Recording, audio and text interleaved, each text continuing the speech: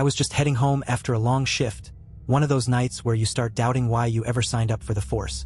I always thought I'd seen the worst of the city. The junkies, the gang fights, the bloodstains on grimy sidewalks. But this night was about to prove me wrong. My radio crackled as I reached for my car door, nearly making me drop my keys. We've got a possible 10 to 67. An unknown disturbance, south of the pier by Dock 17. Units respond. A shiver crawled up my spine. Dock 17 was practically abandoned. Rotting warehouses and empty ships. A ghost town at night.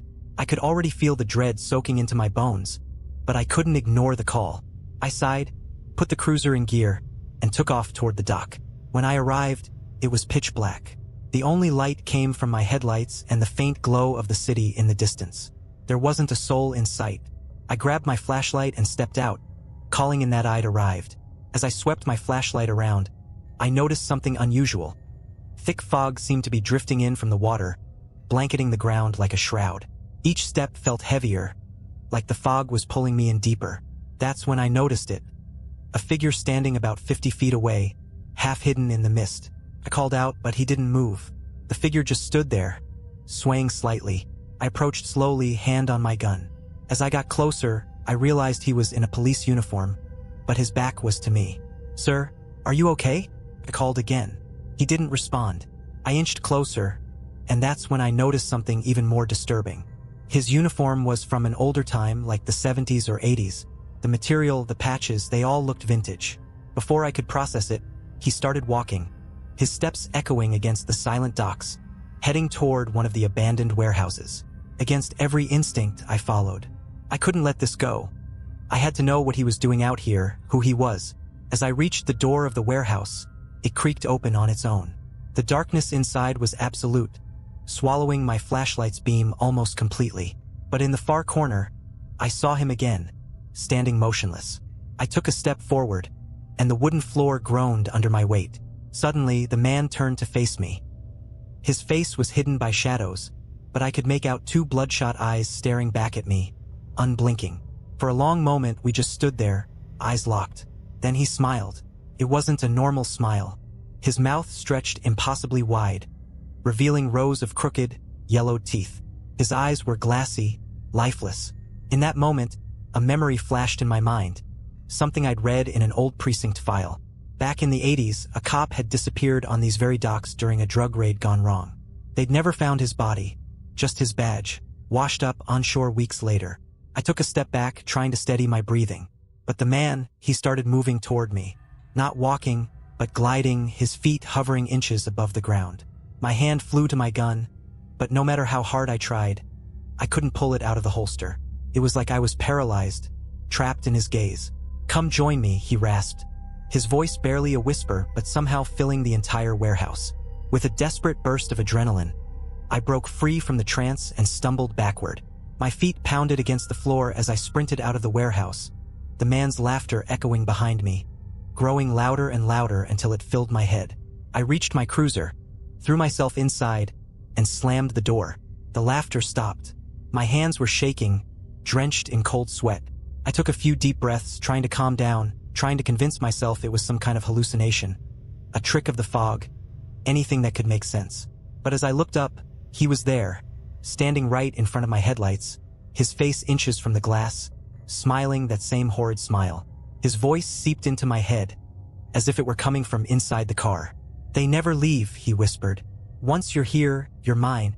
I slammed the car into reverse, speeding backward, but his face stayed with me, somehow imprinted on the glass, watching, grinning, even as I sped away.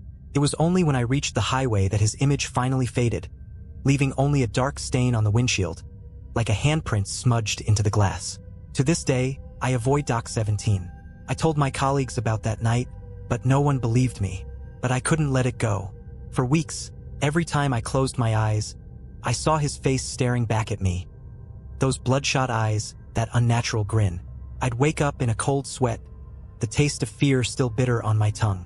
I even started to think I saw him around the city, glimpses of that faded uniform in my rearview mirror, or standing in the shadows of alleyways, watching, waiting. It was like he was always there, lurking just beyond the edge of the light. One night, after I'd knocked back a few drinks, I found myself back on my precinct's computer, pulling up the cold case files. The file from the 80s was still there, marked unsolved. The missing officer's name had been redacted, but I could see the details. He'd been a beat cop, working solo in a rough part of town. On his last night, he'd gone out on a call about suspicious activity near the docks. Backup arrived an hour later, but there was no sign of him, just his cruiser, abandoned with the door open and his gun left on the seat. They'd combed the area for weeks but found nothing. No blood, no clues, not even a body. Just his badge, washed up days later, crusted with seaweed. They chalked it up to a tragic accident, probably a drowning, but reading between the lines, I could tell there were whispers, rumors that maybe something else had happened to him, something that wasn't right. As I scrolled through the reports, I noticed a few strange details buried in the witness statements. Locals claiming to see a figure wandering near the docks at night. Sightings of a man in a police uniform that didn't quite look alive. The statements sounded just as insane as what I'd experienced. But there they were, buried in the record, dismissed by whoever had written up the report. As I leaned back in my chair, I felt a strange, cold weight settle over me. What if he hadn't drowned? What if he'd never left the docks at all? That's when I saw the note. It was just a short line, scribbled in faded ink on the last page of the file. It read, "The one who goes to find him doesn't come back." The note wouldn't leave my mind. The one who goes to find him doesn't come back. It was like a warning or maybe a dare. Either way, it burrowed into my thoughts, and before I knew it, I was driving back toward Dock 17. I told myself it was for closure, that I was going to lay it to rest once and for all. But deep down, I knew it was more than that. I needed to see him again. Needed to understand what I'd seen, even if it meant facing something I couldn't explain. By the time I reached the docks, the city was dead quiet. Not even a breeze to stir the thick fog that seemed to gather around the warehouses like a wall, swallowing all sound. I parked and turned off the engine, letting the silence settle. For a moment, I sat there, gripping the steering wheel, fighting the urge to turn back. But something, maybe pride, maybe insanity, pushed me forward.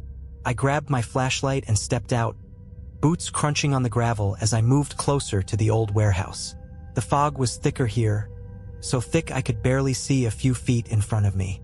But I kept going, one step after another, until I found myself standing in front of the warehouse door, that same door that had creaked open by itself the first time. Only now it was hanging wide open, swinging gently as though it had been waiting for me.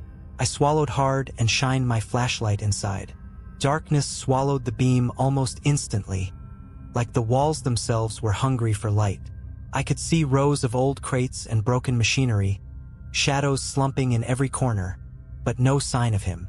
I took a cautious step forward, the smell of damp rot filling my nose. Then another step, and another. Each footfall seemed to echo in an unnatural way, bouncing back at me from impossible directions. My eyes scanned the warehouse, jumping at every flicker of shadow, every faint creak.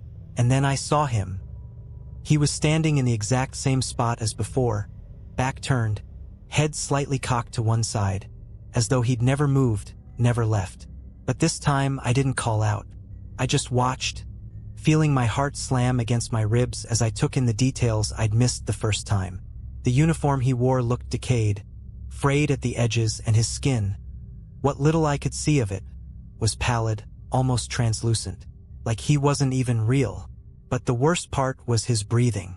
I could hear it, shallow and ragged, like something rattling inside his chest, scraping against his ribs with each breath. He turned slowly, deliberately, until he was facing me again. His eyes locked onto mine, and I felt an icy terror crawl up my spine. His face had changed. The grin was gone, replaced by an expression of something else. Anger, desperation, pain. He lifted a hand, and I saw the raw, mangled flesh of his fingers, the bones visible where the skin had peeled away. He reached out, his mouth moving, as if trying to speak, but no sound came out. I backed away, nearly tripping over my own feet, my flashlight shaking as I raised it higher. His hand dropped, and his expression twisted into something monstrous, his jaw dropping open far too wide, as though his whole face was splitting apart. And then, in a voice that sounded like it was coming from all around me, I heard him say, "Help me," The words sent a shock through my entire body. I stood frozen, staring into his lifeless eyes, feeling his pain, his anger, his hopelessness bleeding into me. And before I could think, before I could even breathe, I found myself stepping toward him, my hand reaching out instinctively. He looked down at my hand, then back at me, and for the briefest moment, I thought I saw a flicker of gratitude in his eyes. But then, his mouth twisted into that awful grin again. The light from my flashlight flickered, casting the room in shadow, and I saw the shape of other figures lurking in the darkness. Silent, waiting, all wearing the same decayed uniforms, all with that same twisted smile, all staring at me with hollow eyes. My breath caught as I realized they were all police officers, each one frozen in time with a look of agony, their faces twisted into horrific smiles that stretched too wide, eyes vacant and unseeing. They looked like they'd been waiting here for years, decades maybe, just standing in the shadows, watching, waiting. The figure closest to me, the one who'd spoken, the one I'd followed, took a step forward, his hands still outstretched. I could see now that his fingers were misshapen, twisted like they'd been broken 1,000 times and never healed right. I wanted to run, but I couldn't move, couldn't tear my gaze away from his eyes. They were filled with something horrible, something that felt like despair woven so deeply it had turned into madness. He took another step toward me, and then I heard it again. "Help me!" But this time, his voice was joined by a chorus of whispers, the other figures all murmuring in unison, their mouths moving but only faint echoes of words filling the space. Each one of them seemed to be saying the same thing, reaching out with hands that looked half-rotted, uniforms faded and torn. "Help us!" Their voices layered over each other, twisting into a sound that seemed to crawl right under my skin.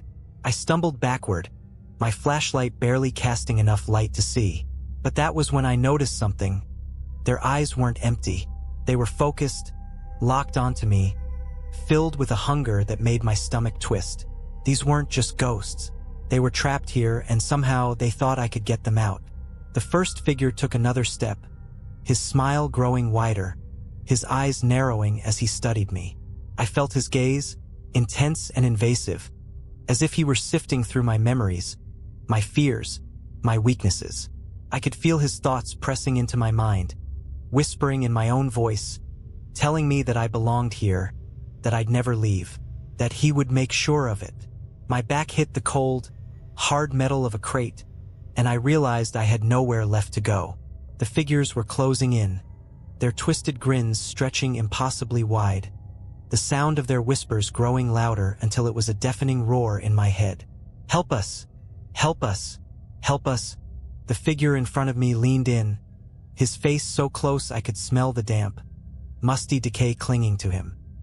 His voice softened, barely a whisper, as he said, "It's your turn now." I tried to scream, but no sound came out.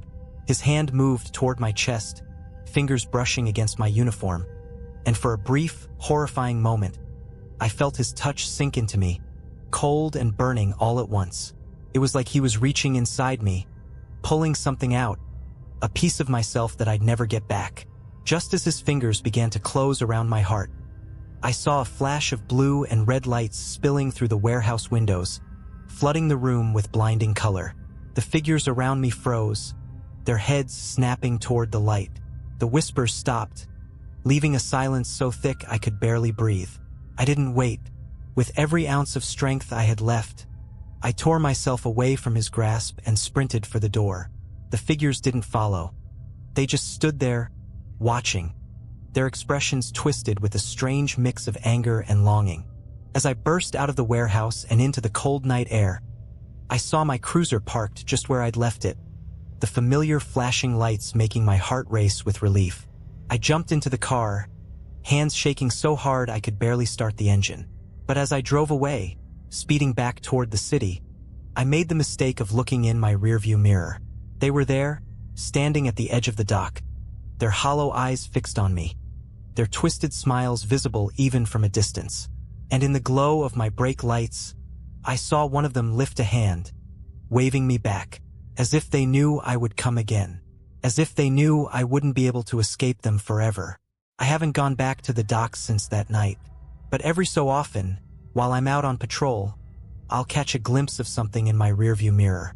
A flicker of movement, a shadow that doesn't belong, and I can feel them out there in the darkness, waiting for me, waiting for the moment when I make the mistake of answering their call. Weeks went by, and I couldn't shake the feeling that something from that night had followed me.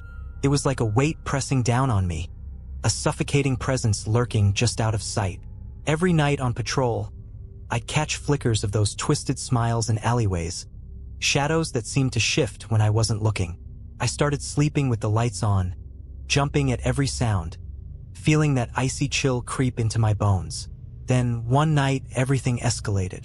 I was on a routine patrol near the city's outskirts, an area mostly empty and quiet after dark. I was supposed to be checking in on a break-in call, but something felt off the moment I arrived. The air felt thick, charged with an unnatural cold, and as I parked my cruiser and stepped out, I realized the streetlights were flickering, casting long shadows across the empty lots. I radioed in, but all I got was static, a low, crackling hiss that seemed to whisper my name. My hand tightened on the radio, and that's when I saw it. A figure standing beneath a broken streetlight, just a silhouette against the dark. My heart sank. I didn't need to see his face to know it was him, the officer from the dock. He was closer this time, his face clearer, and as I watched, his grin stretched wider, the darkness seeming to ripple around him.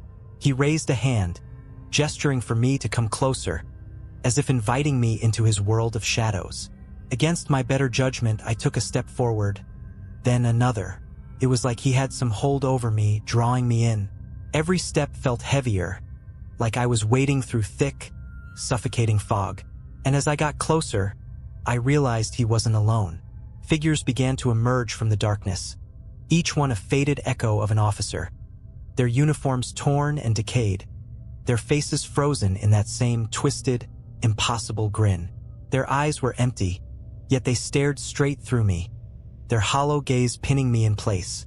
I could see now that they were forming a circle around me, closing in, step by silent step. The one in front, the one who'd spoken to me that night at the docks, tilted his head, as if studying me. His mouth moved, but his voice echoed in my mind, a whisper that clawed into my thoughts. "You're one of us now," he said, his words crawling through my skull like ice water. No, I managed to choke out, taking a step back, but it was like my body wouldn't obey. I was frozen, trapped by their gaze, as if the very ground was holding me in place. They moved closer, their hands reaching out, and I felt the weight of their touch, cold and suffocating, pressing against my chest, my shoulders. The leader leaned in, his mouth mere inches from my ear. "Once you've seen us," he whispered, "you're ours. You can run, but you'll always find your way back." I felt something clawing at my mind, burrowing into my thoughts, like they were trying to pull me into their world. My vision began to blur, the world around me fading until all I could see were their faces, twisted and smiling, waiting for me to join them. But then, in a last burst of desperation, I forced myself to move. My hand closed around my flashlight, and with a surge of adrenaline, I swung it around, shining the beam straight into their faces. The light seemed to sear through them, cutting through the darkness, and for a brief moment, I saw their expressions twist, not with malice, but with something close to fear. The figures shrank back, their forms flickering like shadows under the harsh light.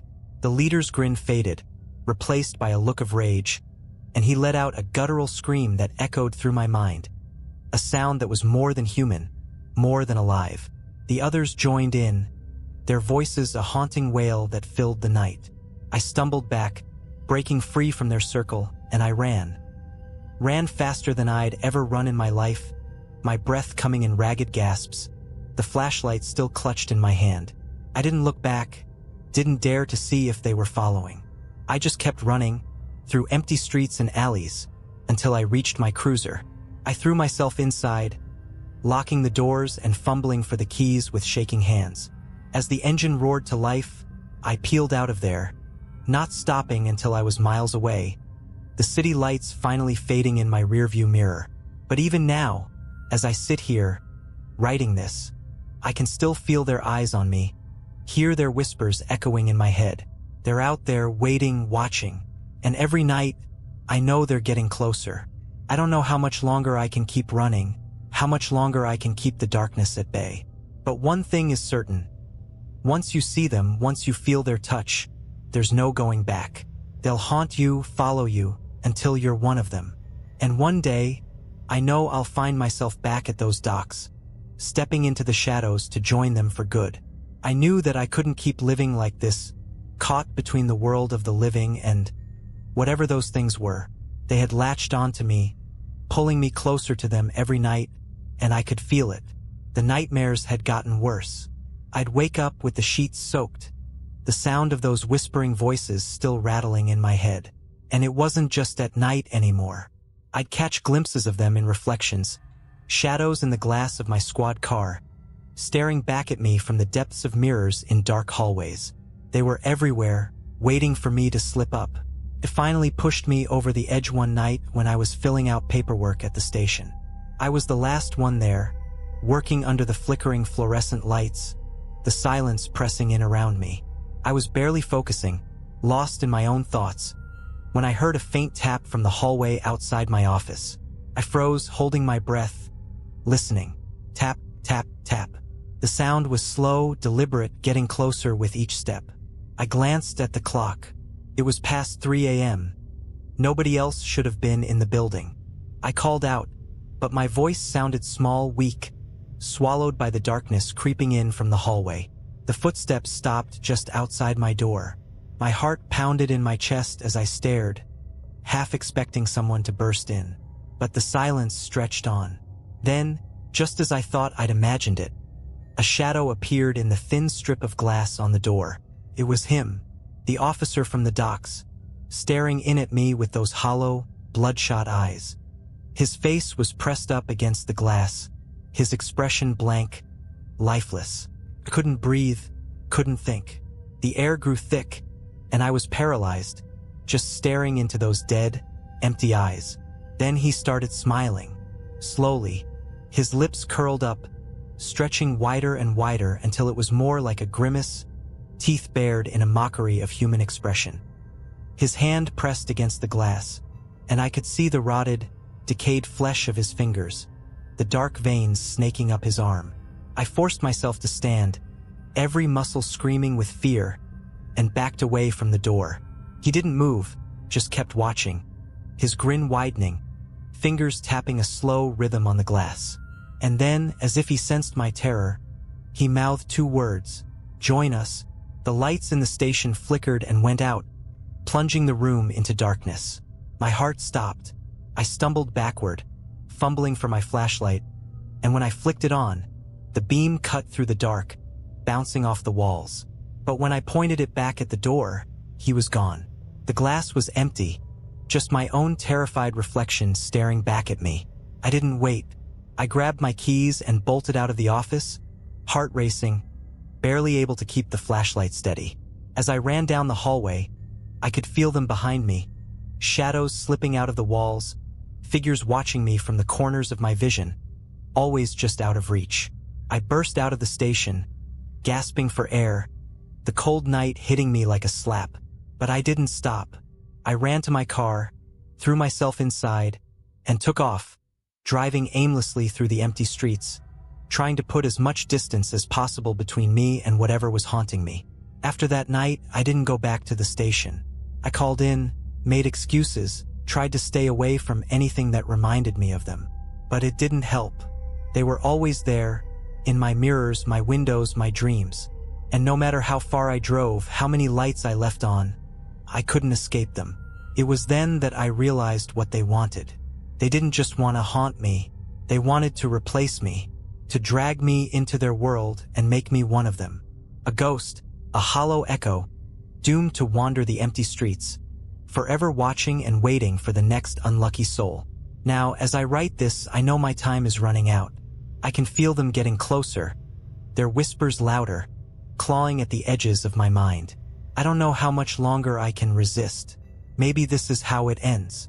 Maybe I'm just the latest in a long line of officers who thought they could handle the dark secrets of this city, only to be consumed by them. So if you're reading this and you find yourself at Dock 17, if you see a figure in a faded uniform staring at you from the shadows, don't go any closer. Don't look into their eyes, and for the love of God, don't listen to their whispers. Turn around, walk away, and whatever you do, don't let them in. I thought that by writing it down, I'd be able to put it behind me. But they say that when you give something a name, when you acknowledge it, you're inviting it in. And that's exactly what happened. The following night, I was trying to sleep, exhaustion settling deep in my bones, but every time I closed my eyes, I saw them.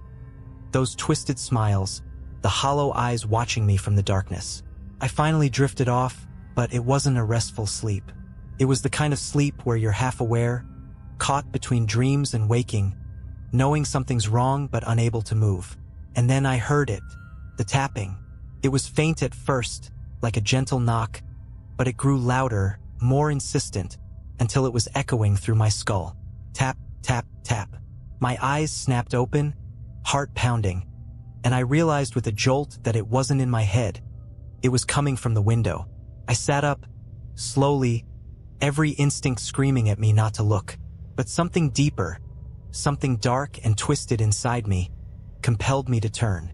My bedroom was drenched in shadow, save for the faint light of the street lamp outside, casting long shadows across the room.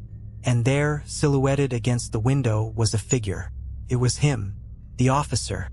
His face was pressed against the glass, just like it had been at the station, his eyes fixed on me, unblinking.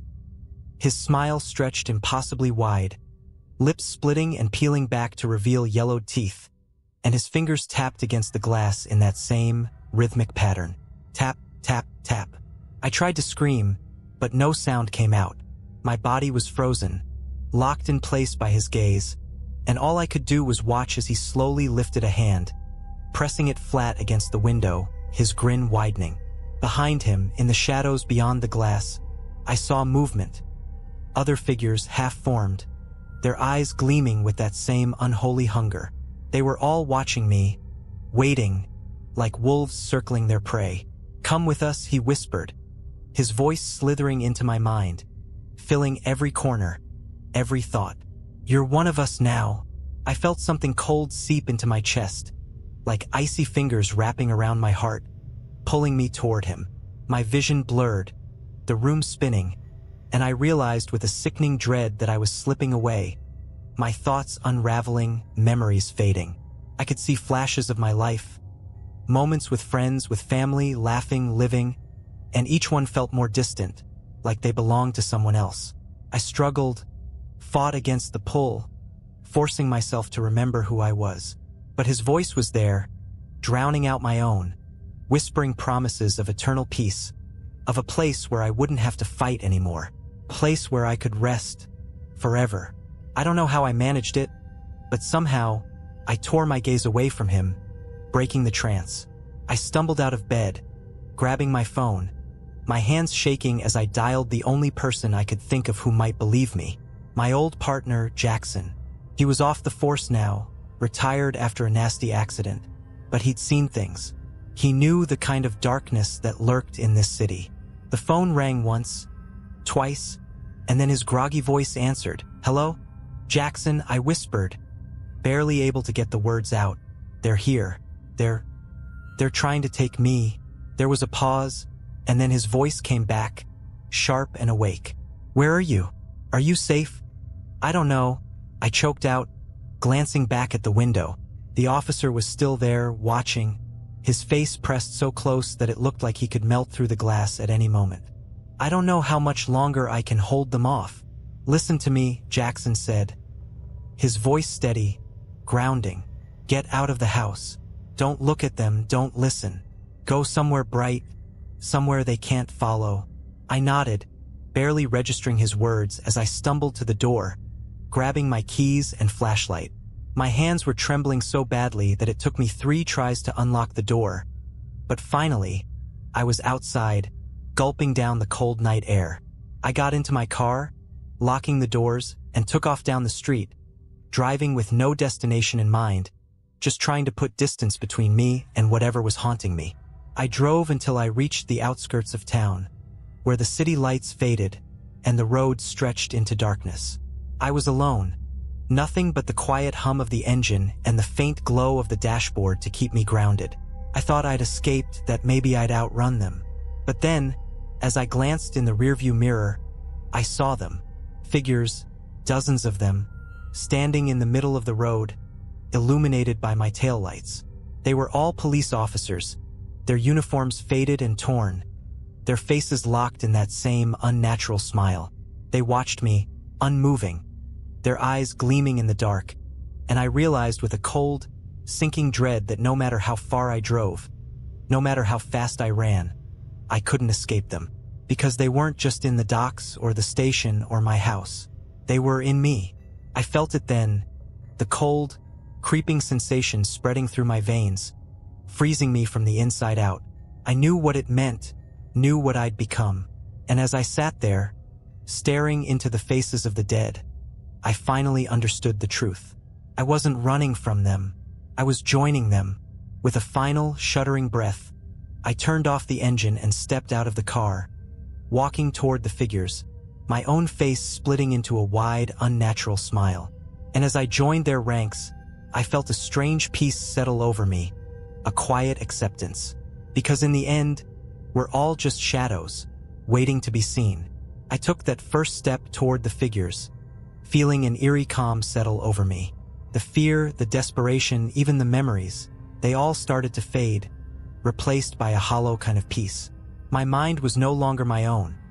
It felt like I was drifting in a fog, barely aware of my own movements. I was becoming one of them. But then, out of nowhere, I heard something. Faint at first, but growing louder, cutting through the fog like a lifeline. The sound of a car engine. Headlights beamed down the road, illuminating me and the row of spectral officers standing at attention in the middle of the street. The car came to a screeching halt, and I squinted, trying to make out who was inside. The door swung open, and a familiar voice broke through the night. "Hey, get away from them." It was Jackson. I could barely process it, but he was there, standing outside his car, a flashlight in one hand, looking straight at me. The light cut through the fog, reaching my eyes, piercing the trance like a blade. For a split second, I was myself again, staring at him in disbelief, feeling the weight of reality slam back into me. "Jackson," I managed, but my voice was weak, barely a whisper. He took a step closer, the beam of his flashlight illuminating my face. His eyes were wide, full of fear but also determination.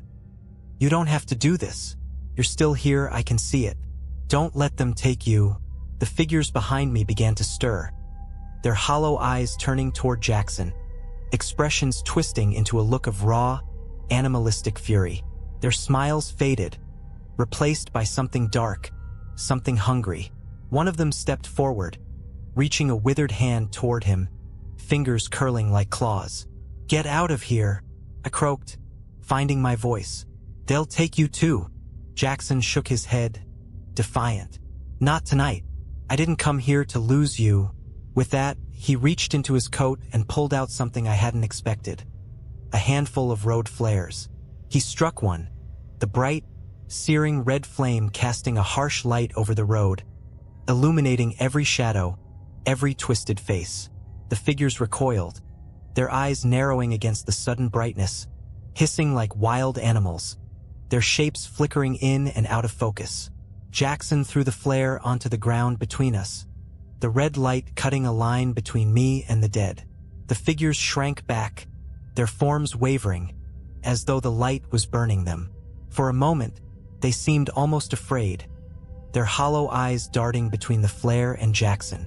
"Come on," Jackson shouted, reaching out a hand toward me. "You have to fight it. This is your last chance." I hesitated, feeling the pull of the figures behind me, their silent promises of peace, of release, of a world without fear or pain. But then I looked at Jackson, his face full of raw determination, and something inside me snapped, a sliver of defiance that cut through the fog. With every ounce of strength I had left, I staggered toward him, my body feeling heavy, as if I were dragging chains. The figures hissed, their faces twisting with rage, but they didn't step forward, held back by the light of the flare. I reached Jackson, grabbing his outstretched hand. The warmth of his grip sent a shock through my body, grounding me, pulling me fully back into myself. Together, we stumbled toward his car, the flare's light casting long shadows behind us. Just as we reached the car door, I made the mistake of looking back. The figures were standing at the edge of the red light, their faces twisted into expressions of pure hatred, their eyes locked onto mine. And in that moment, I realized the truth. They weren't just angry. They were waiting. Jackson started the engine, and we sped off into the night, leaving the figures behind in the glow of the flare. But even as we drove away, I couldn't shake the feeling that I hadn't truly escaped, that a part of me was still back there, standing among them in the dark. After a few minutes of silence, Jackson finally spoke, his voice low and grim. "They're not gone, are they?" I shook my head, staring out the window at the passing shadows. "No, they'll never be gone. Not for me." Jackson nodded, his expression heavy. "But you're still here. That's what matters." I didn't respond, because deep down, I knew that this wasn't the end. The dead don't just let go. They wait, and someday, somewhere, they'll come for me again. And when that day comes, I don't know if I'll have the strength to resist. The weeks that followed felt like I was living in borrowed time. Jackson checked in on me regularly, trying to keep me grounded, but I could see it in his eyes. He knew, just like I did, that it was only a matter of time before they came back. We both avoided talking about that night, as if not speaking of it would keep the shadows at bay. But no matter how hard I tried to live normally, the feeling of being watched, of being stalked, never left me. Then, one night, the inevitable happened. I was in my apartment, the city lights casting an eerie glow through the blinds, when I felt the shift in the air. The room grew cold, so cold that my breath came out in white puffs, and the shadows seemed to thicken, pooling in the corners, stretching toward me like dark, grasping fingers. I knew they had found me. A soft, rhythmic tapping filled the room. Tap, tap, tap. I didn't have to look to know where it was coming from. I turned slowly, every muscle tensed, to see my reflection in the window. But instead of my own face staring back, I saw him. The officer from the docks, his face pressed against the glass, his eyes hollow, empty, yet somehow filled with that sickening hunger. His smile stretched wider, splitting his pale skin until it looked like his mouth might tear open. "Come back to us," he whispered, his voice barely audible, yet it filled my head, drowning out my own thoughts. "You were meant to join us. You cannot escape." The shadows in the room began to pulse, creeping closer, swirling around me. I could feel them wrapping around my arms, my chest, dragging me down, pulling me toward the darkness. My legs felt like they were encased in ice, unable to move, to run. But then, a voice cut through the silence. "You don't have to listen to them." It was Jackson. He was standing at my doorway, eyes wide, jaw clenched, gripping a small crucifix in one hand and a flashlight in the other. I had no idea how he'd known to come, but in that moment I didn't care. Just the sight of him there, solid and real, was enough to give me the strength I needed to fight back. "Jackson," I whispered, barely able to get the words out. "They're here. They're not letting go." He stepped forward, his flashlight blazing, casting the room in a stark, white light. The shadows recoiled, hissing, their forms flickering in and out of sight. But the officer in the window remained, his gaze locked onto me, his smile never faltering. "You can't have him," Jackson shouted, holding the crucifix up, his voice steady and unyielding. "He's not yours." The officer's face twisted, his grin fading, replaced by something darker, something filled with rage. He pressed harder against the glass, his hands splayed out, fingertips pressing so hard they left smudges on the window. "He belongs to us," he hissed. "Once you've seen us, there's no escape." I felt a surge of defiance rise up in me, a a spark of the old me fighting against the shadows. I clenched my fists, forcing myself to stand, to step closer to the window, meeting his gaze head-on. "I'm not yours," I whispered, each word laced with every ounce of strength I had left. "I never was." The officer's face contorted, his mouth opening in a silent scream, and the shadows around him began to dissolve, breaking apart like smoke caught in a strong wind. The other figures appeared behind him, their faces twisted with anger and desperation, reaching out toward me, their fingers scraping against the glass as they faded, one by one. And then, with a final, furious glare, the officer vanished, his face melting into the darkness. The room returned to normal, the cold fading, the shadows retreating back to their places. Silence settled over us, heavy and thick, broken only by the sound of my ragged breathing. Jackson lowered the crucifix, his face pale, eyes wide, and we just stared at each other, both of us shaken to the core. "They're gone," he said, his voice barely a whisper, as if saying it too loudly might bring them back. I nodded, unable to speak, feeling the weight of what had just happened pressing down on me. But deep down, I knew the truth. They weren't really gone. Not forever. They were out there, lurking in the shadows, waiting, and someday they would come back. But for now, I was free. We both were. As Jackson left that night, I stood by the window, staring out into the dark streets, half expecting to see those hollow eyes watching me. But there was only my reflection, staring back, looking worn and haunted, but alive. And as I turned away, I made a silent vow to never go back to the docks, to never let the shadows claim me. Because no matter how long it took, no matter how many times they came for me, I would keep fighting. I would hold on to whatever pieces of myself I had left, and I would survive. But somewhere in the distance, I could have sworn I heard it, the faintest tap, tap, tap. That night, I barely slept. Every creak, every shift of shadow had me on edge, convinced they'd returned. Even as dawn crept in, casting soft light through my apartment, the uneasy feeling stayed, like a cold weight pressed against my chest. Jackson called later that morning, his voice steady but thick with worry. He didn't ask if they were gone. We both knew they weren't. He just asked if I was holding up. I lied, told him I was fine. But even as I said it, I knew it was only a matter of time. The dead don't forget, and they don't forgive. Over the next few days, I forced myself into a routine, driving around the city, trying to avoid dark alleys and shadowed streets. Yet, no matter where I went, I felt their presence, like eyes on my back, waiting for me to make one wrong move, to stumble and slip back into their grasp. And then, exactly 1 week later, it happened. I was driving late at night, heading home after stopping by Jackson's place. He'd insisted on checking in, probably sensing I was barely hanging on.